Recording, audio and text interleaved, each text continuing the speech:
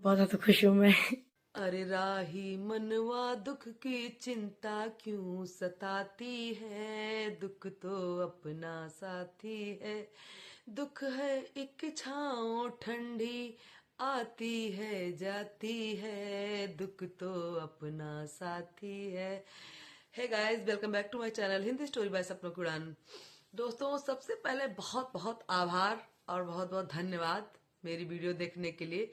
अगर देखा है तो स्किप मत करिएगा। दोस्तों, आज बहुत ही खुशी की बात है जो मैं आप लोगों से शेयर करने जा रही हूँ। अभी तक तो आपने बहुत सारा ड्रामा, मेलोडी, बहुत सारी कंट्रोवर्सी आपने देखी। उस कंट्रोवर्सी से कुछ चीजें एक पॉजिटिव वे में निकल कर आई हैं।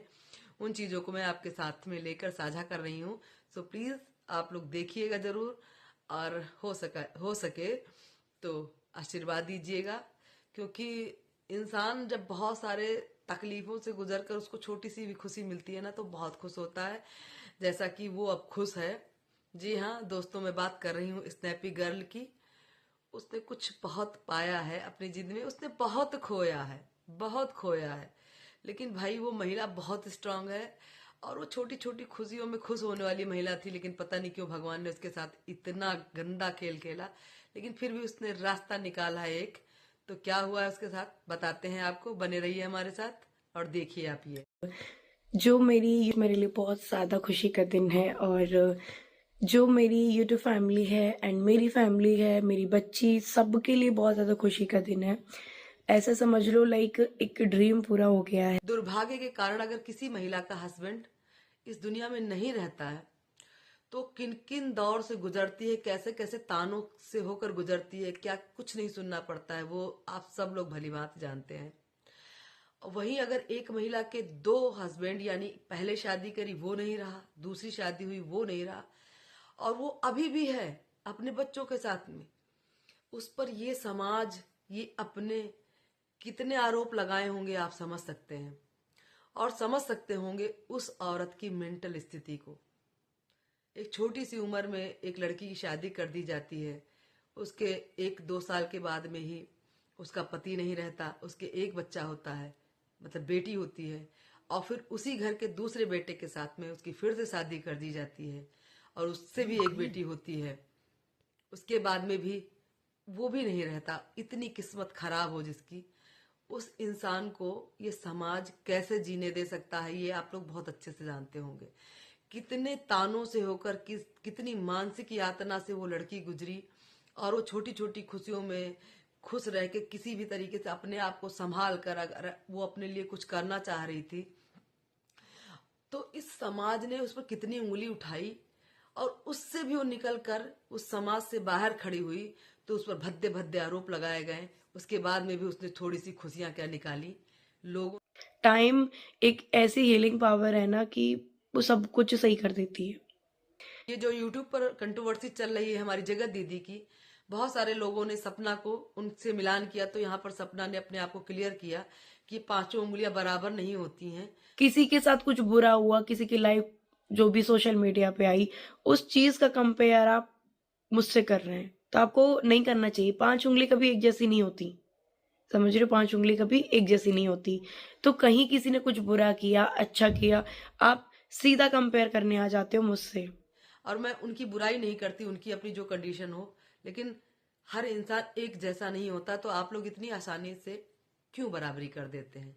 और उसने ये भी कहा कि मर्सी मत दिखाइए, जीने दीजिए, मर्सी मत दिखाइए। सिंपैथी मत दो, किसी को सिंपैथी मत दो, और किसी को इतनी भी सिंपैथी मत दो कि उसको भगवान बना के आप बिठा दो, चाहे वो मैं हूँ या कोई और हो। इंसान कहते हैं ना कि एक इंसान की तरह एक इंसान का दर्द समझो, उसको भगवान मत बनाओ, दर्द समझो, उसको बहुत ही ज़्यादा उल्टा-सीधा मत बोलो। ये होती है एक इंसानियत। दिखाइए, लेकिन जो सच्चाई है उसके साथ में अगले इंसान को जीने दीजिए। किसी को भगवान बनाने की जरूरत नहीं है। हर इंसान को इंसान रहने दीजिए। भगवान मत बनाइए, पूजा मत करिए, किसी को सर पे मत चढ़ाइए, लेकिन जो इंसान सच्चा है उसका साथ आप अवश्य दीजिए। और उसने तो यहाँ तक कह दिया कि मुझे कुछ नहीं चाहिए, सब कुछ ले जाओ, मुझे ना शिवपुरी का घर चाहिए, ना मथुरा का घर चाहिए, ना उसके दादाजी की कोई प्रॉपर्टी चाहिए।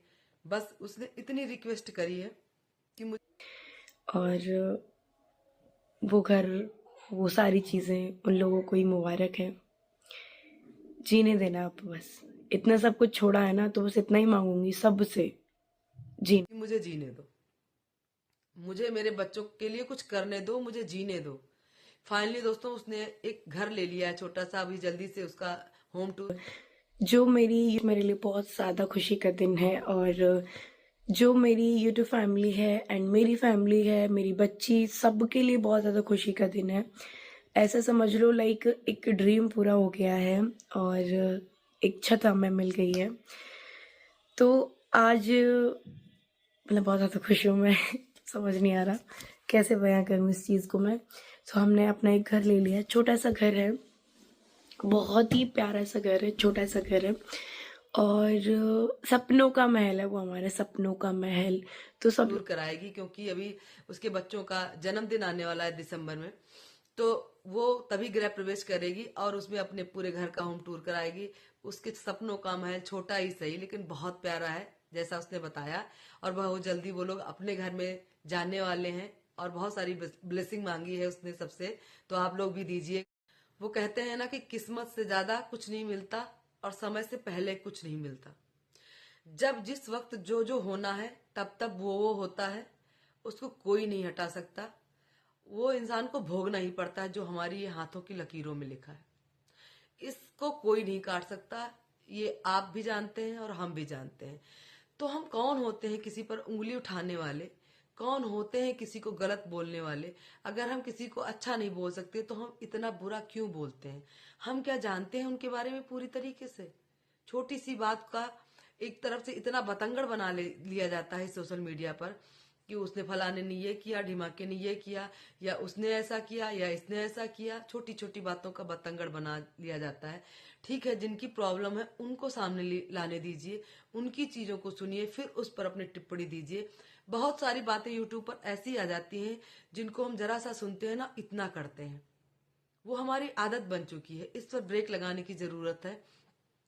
क्योंकि इसमें कहीं ना कहीं बहुत सारी जो निरपराध औरतें होती हैं उनको भी सजा मिलती है, और जो अपराध करती हैं वो चली जाती हैं, क्योंकि सबकी कैटेगरी एक ही रख दी जाती है। यहाँ पर बहुत सारी महिलाएं हैं जो अपराधी भी हैं, और बहुत सारी महिलाएं हैं जिनका कोई कसूर नहीं है। अब उसके दोनों पति नहीं रहे, उसमें सपना का क्या दोष? उसने तो अपनी जिंदगी में दुख ही दुख झेला, उसमें उसका क्या दोष? लोग इतनी उंगलियां उठा रहे हैं, उसका क्या? इतनी ज्यादा कंट्रोवर्सी होने के बाद फाइनली दोस्तों आज सपना के चेहरे पर थोड़ी सी खुशी दिखाई दी, और उसकी ख्वाहिशों में से एक ख्वाहिश पूरी हुई, क्योंकि उसने एक छोटा सा घर ले लिया है और अपनों से रिक्वेस्ट करी है कि प्लीज मुझे जीने दो और मुझे अपने बच्चों के लिए काम करने दो। अब मुझे काम करना है, आप कोई लोग कुछ भी बोले, मुझे किसी की बात का कोई जवाब नहीं देना है, क्योंकि उसने ये भी एक्सेप्ट किया है कि अब चीजें और ज्यादा खिंचती जा रही हैं। 1 से 2, 2 से 4, 4 से 8, 8 से 10, ऐसी फौज बनती जा रही है उसके खिलाफ, उसके अपनों की ही। तो उसने सब सीधे से कह दिया कि मुझे अब कुछ नहीं चाहिए, सिर्फ मुझे मेरा काम करने दीजिए, मुझे अपनी ससुराल का कुछ भी नहीं चाहिए।